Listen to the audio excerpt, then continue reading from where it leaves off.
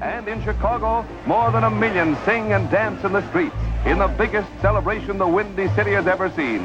Joy is unconfined.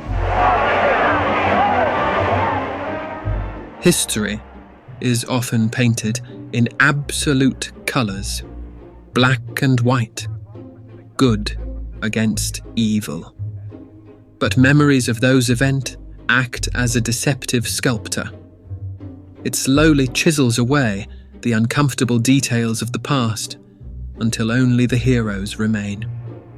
We are taught to view the Second World War as a simple moral equation, the light of democracy against the shadow of tyranny. Yet, the truth is not written in stone, but in ledgers. And if you look past the patriotic statues, you find a machinery that operated with a much colder logic.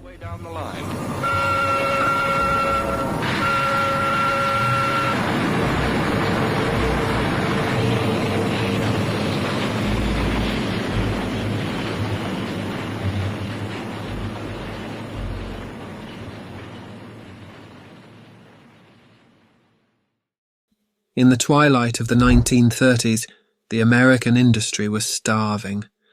The Great Depression had brought one of the most powerful industrial engine to a grinding halt. Industrialist has openly admitted, I am afraid. Every man is afraid. And money is like water. It does not care about borders or flags or ideologies. It simply flows to where the ground is lowest. It flows to where the demand is highest. While the world drifted closer towards the abyss, and the drums of war began to beat in Europe, the captains of American industry faced a choice. Not between good or evil, but between bankruptcy and profit. A factory does not care which army drives the trucks it builds. An aircraft engine does not ask if it is carrying passengers across the mountains or dropping bombs on London.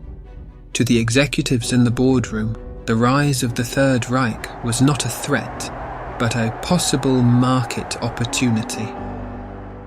In the heat of a war, we search for the face of the enemy in the trenches.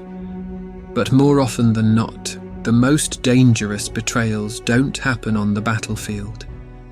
They happen in the quiet, carpeted offices, where the ink is always black and the streets run red. This is the story of the hand that fed the mouth that bit it. This is the business of war.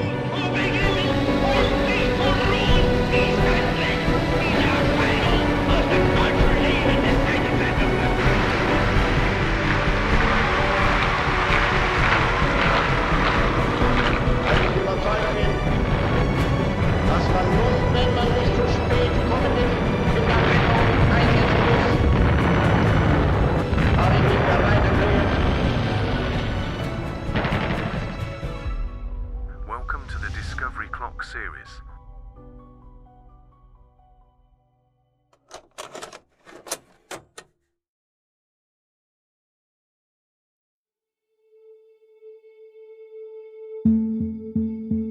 Henry Ford was seen by many as the architect of the 20th century modern America. To the public, he was a figure of folklore, the farm boy who tamed steel, the genius who put the world on wheels, and the benevolent tycoon who paid his workers a wage they could actually live on. He was the living, breathing definition of the American dream. Much like the vision of a happy place where parents and children could have fun together, Ford's Model Ts driving through sunny American towns suggested a world of progress and nostalgia. But the statues we build often cast long shadows. Behind the engineering brilliance and the folksy public image, Ford was a man deeply at war with his own creation. He had helped industrialize the world of automobile, yet he despised the modern chaos that came with it. He hated the Jazz Age, he distrusted the cities, and he loathed the complex, invisible power of the financial markets on Wall Street. Ford desperately wanted to freeze time, to keep America as a simple agrarian utopia, even as his own factories paved over it. This inner conflict led to a deep, festering paranoia. He began to believe that the erosion of traditional values wasn't a natural social change, but a deliberate, orchestrated attack against the American way of life. He needed a culprit. He needed a face for the forces he couldn't control. And tragically, he found one. In 1919, Ford acquired a struggling weekly newspaper titled The Dearborn Independent. He didn't run it to make money, but to export his own inner fear. He used the same logistic pattern as to how he was building cars, that is, to mass produce and to mass distribute. He forced his dealership network to distribute the paper all across the country. If you bought a Model T, you often found Ford's ideology tucked into the glove box. Every week, 700,000 copies flowed into American homes, carrying headlines that blamed the Jewish people for everything, from the sinking of the Titanic to starting the First World War. I know who caused the war: the German Jewish bankers. International financiers are behind all war. They are what is called the international Jew. German Jews, French Jews, English Jews, American Jews. I believe that in all those countries except our own, the Jewish financier is supreme. Here the Jew is a threat. But those words did not stop at the borders. Ford's writings were translated, bound into a book titled The International Jew, and shipped across the Atlantic. There, in a defeated Germany, they would find their most dangerous reader yet. In 1924, a young Adolf Hitler sat in his prison cell in Landsberg, following his failed coup in Munich in November 1923. It is in that prison where he began to read Ford's articles and books, whilst writing the infamous novel that would be known as Mein Kampf. In Mein Kampf, Henry Ford is the only American mentioned by name.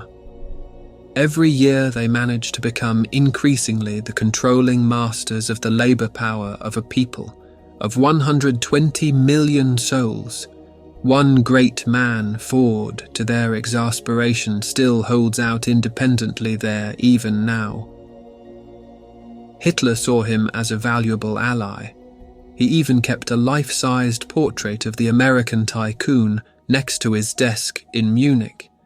He told a reporter from the Chicago Tribune, "We look on Heinrich Ford as the leader of the growing fascist movement in America. We admire particularly his anti-Jewish policy.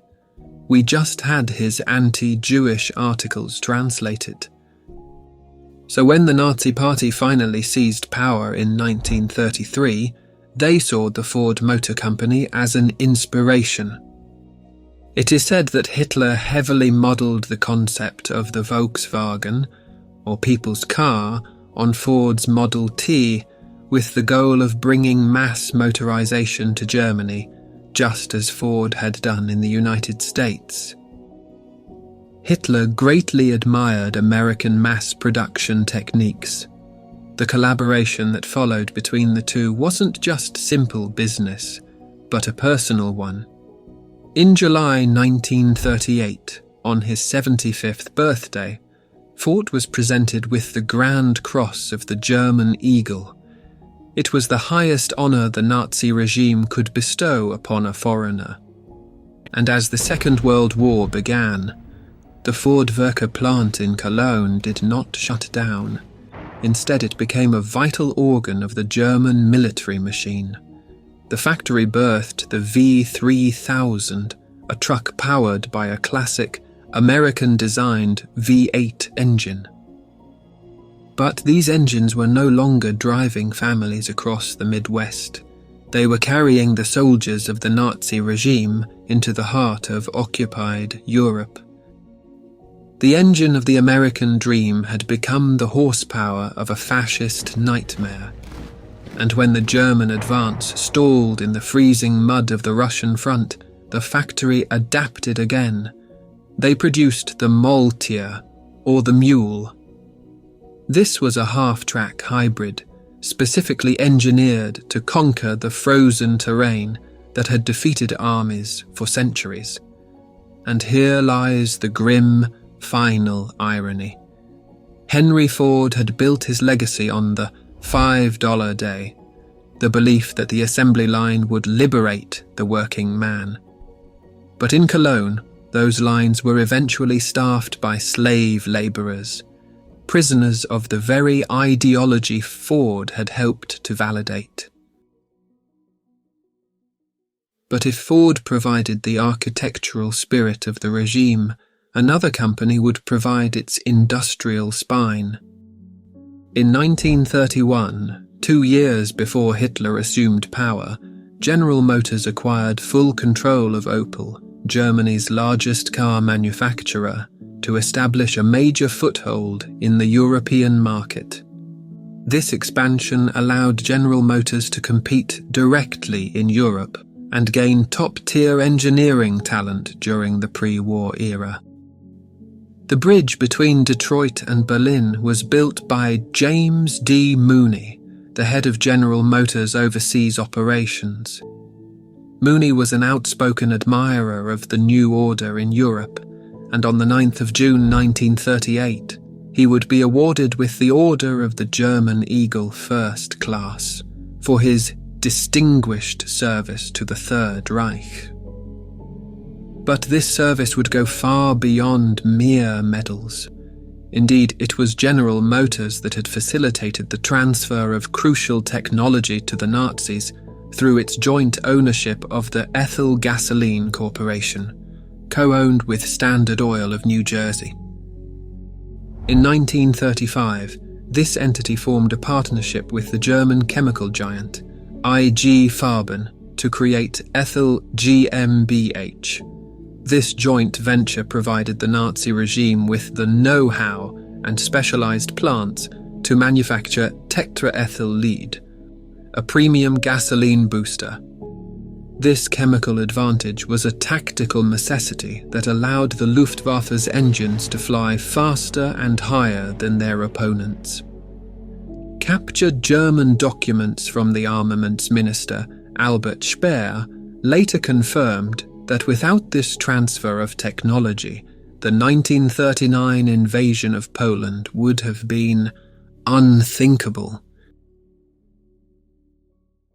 However, high-octane fuel is useless without a proper engine to consume it.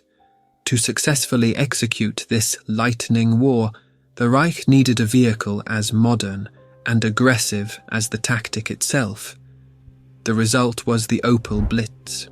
Launched in the 1930s under American oversight, its German name for lightning was chosen to evoke speed and power. It would soon become synonymous with the military tactic that would shatter Europe, the Blitzkrieg. The truck itself was considered a masterpiece of mass production. Light, rugged, and easily repairable, it became the standard 3-ton transport for the Wehrmacht. From the deserts of North Africa to the outskirts of Moscow, the German army moved on Opel wheels. It was so vital to the war effort that even Mercedes-Benz, the pride of German engineering, was eventually ordered by the Nazi government to stop building their own trucks and start building the Opel Blitz under license. But the collaboration extended beyond the mud of the battlefield and into the skies above it. While the Brandenburg plant churned out trucks, the main Opel facility in Rüsselsheim was engaged in a far deadlier trade.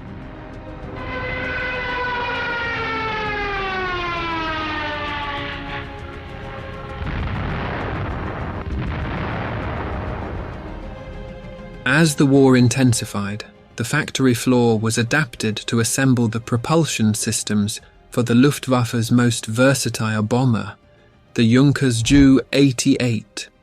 These were the Jumo engines, the mechanical hearts of the planes that rained destruction upon Allied cities. Preceded by a shower of flares, German bombers rained fire and high explosive bombs in their most savage attack on London. London is an open city, a city open for battle.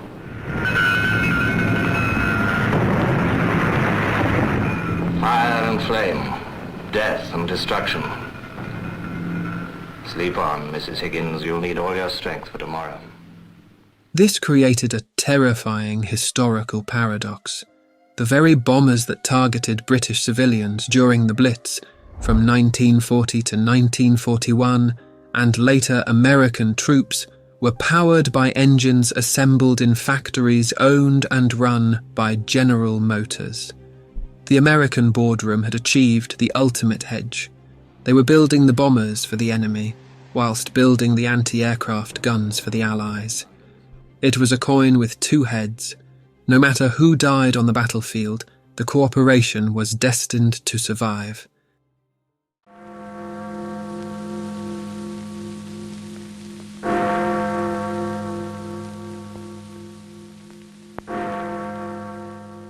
But the final ledger of history contained one final bitter entry. After the war came to an end, both Ford and General Motors claimed they had lost control of their German subsidiaries.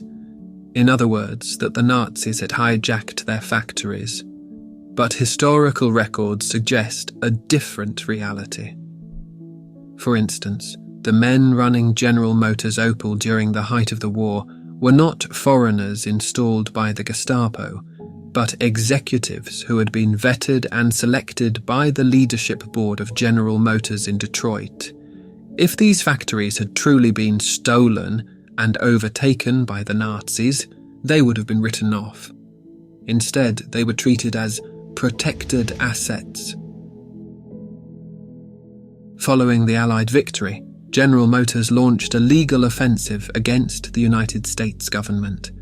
They successfully sued for damages, collecting over $32 million in reparations due to American bombers destroying their German plant during the war. Ford also sued the US government and received approximately $1.1 million in reparations for damage to its military truck complex in Cologne. The logic was completely twisted, but legally effective. The American taxpayer was forced to reimburse General Motors for the destruction of the very factories that had built the enemy's war machine.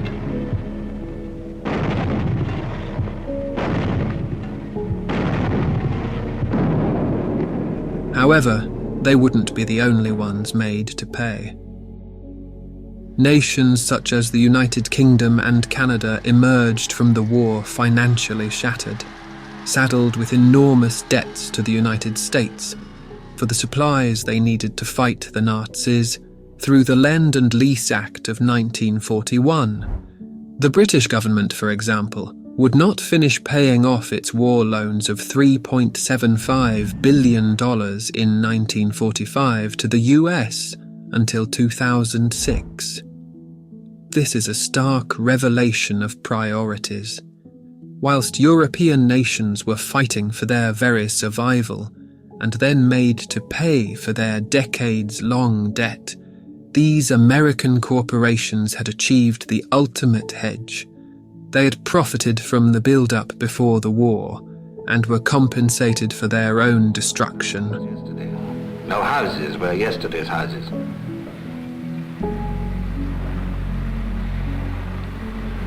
Broken mains, squirting water, sewage, gas or fire. Under one's feet, the crunch of shattered glass like walking on a pebbly beach. No wonder I couldn't get a number 15 this morning.